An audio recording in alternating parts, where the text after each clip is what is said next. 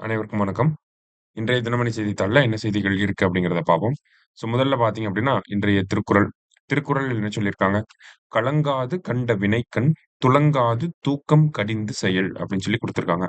"மனம் கலங்காமல், ஆராய்ந்து, துணிந்து, ஏற்ற தொழிலைச் சோர்வு கொள்ளாமல், காலந்தாழ்த்தாமல் செய்து முடிக்க வேண்டும்" அப்படின்னு சொல்லி குடுத்திருக்காங்க. ஓகேங்களா?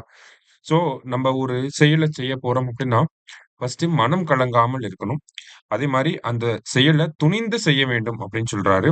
அந்த செயல செய்யறப்போ, நம்ம சோர்வு கொள்ளவும் கூடாது, காலம் தாழ்த்தவும் கூடாது அப்படிங்கிறது திருவள்ளுவர் சொல்றார். திருக்குறள் எண் 668 அதிகாரம் வினைத்திட்பம். சரிங்களா? அடுத்ததாக பார்த்தீங்க அப்படின்னா, நமக்கு தமிழ்நாட்டை குழந்தை தொழிலாளர் இல்லாத மாநிலமாக மாற்றுவோம் அப்படின்னு சொல்லி உறுதிமொழிய நம்ம முதலமைச்சர் வந்து சொல்லியிருக்காரு. என்ன காரணம் அப்படின்னு பார்த்தீங்கன்னா, நமக்கு ஜூன் 12ஆம் தேதி வந்து உலக குழந்தை தொழிலாளர் முறை எதிர்ப்பு தினம் அப்படின்னு சொல்லி சொல்றாங்க. ஆன்டி சைல்ட் லேபர் டே அப்படின்னு சொல்லி சொல்றாங்க. சரியா? ஜூன் 12 அப்படின்னா ஆன்டி சைல்ட் லேபர் டே. சைல்ட் லேபர் ரிலேட்டடா இருக்கக்கூடிய லெஜிஸ்லேஷன்ஸ் வந்து பார்த்தோம்னா, ஃபர்ஸ்ட் கான்ஸ்டிடியூஷன் வைஸ் பார்க்கிறப்ப நமக்கு ஆர்டிகிள் 24 வந்து இருக்கு. இல்லையா? நமக்கு வந்து சைல்ட் லேபர வந்து பிரிவென்ட் பண்ணணும் அப்படிங்கிற அந்த விஷயங்கள் இருக்கு. அதே மாரி வந்து பார்த்தீங்கன்னா, நமக்கு சைல்ட் லேபர் ஆக்ட் அப்படிங்கிறது 1986ல வந்து கொண்டு வந்திருக்கும். சரியா? அந்த மாரியான சட்டங்களையும் நம்ப கூடுதலாக தெரிஞ்சுக்கிறோம். ஸோ தமிழகத்தில இந்த ஜூன் 12ஆம் தேதி ஆ உலக குழந்தை தொழிலாளர் முறை எதிர்ப்பு தினமாக இன்னைக்கு வந்து பார்த்தீங்கன்னா, ஒரு உறுதிமொழி எடுக்க போறாங்க. அது ரிலேட்டடா சொல்லியிருக்காங்க. சரியா?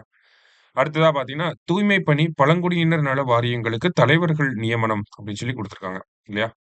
ஸோ யாரு தலைவர்களாக போட்டிருக்காங்கன்னா, அந்தந்த சமூகத்தைச் சேர்ந்தவங்களையே தலைவர்களாக போடணும் அப்படிங்கிறது தமிழக அரசாங்கத்துடைய உத்தரவு.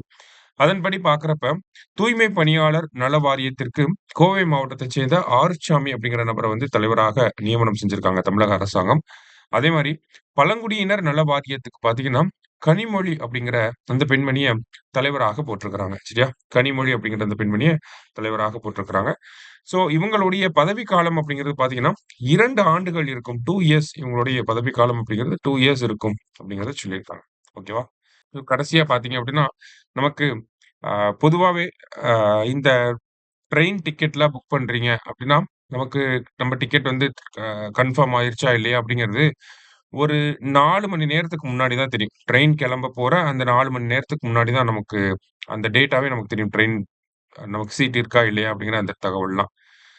இப்போ ரயில்வேஸ் என்ன பண்றாங்க அப்படின்னு பார்த்தீங்கன்னா, இந்த ஒரு முறைய மாற்றணும் அப்படிங்கிறதுக்காக 24 மணி நேரத்துக்கு முன்பே இத அறிவிக்கலாமா? அப்படிங்கிற மாதிரி ஒரு சோதனை முறையில ஒரு திட்டத்த அறிமுகப்படுத்த போறாங்க. சரிங்களா? இப்ப நீங்க ட்ரெயின் டிக்கெட்ட புக் பண்றீங்கன்னா, 24 மணி நேரத்துக்கு முன்னாடியே உங்களுக்கு தெரிஞ்சிரும். ட்ரெயின் கிளம்ப போற 24 மணி நேரத்துக்கு முன்னாடியே உங்களுக்கு தெரிஞ்சிரும். இந்த மாரி எனக்கு சீட் இருக்கா? இல்லையா? அப்படிங்கிறது. இந்த ஒரு முன்னோடி திட்டத்த ஒரு பைலட் ப்ராஜெக்ட்ட வந்து எங்க செயல்படுத்த போறாங்க அப்படின்னு பார்த்தீங்கன்னா, ராஜஸ்தான் மாநிலம் பிக்கானீர் ரயில்வே மண்டலம் இருக்கு இல்லையா? பிக்கானர் ரயில்வே மண்டலம். அந்த இடத்துல, அந்த ரயில்வே மண்டலத்துல இந்த ஒரு ஒரு முன்னோடி திட்டத்த வந்து செயல்படுத்த போறாங்க. சரியா? பைலட் ப்ராஜெக்ட்ட வந்து ராஜஸ்தான்ல பிக்கானர் ரயில்வே ஜோன்ல வந்து செயல்படுத்த போறாங்க. அந்த ஒரு தகவல நம்ம இதுல கூடுதலாக தெரிஞ்சுக்கிறோம். சரியா? இன்றைய செய்தித்தாள்ல இருந்து முக்கிய செய்திகள பார்த்திருக்கோம். நன்றி.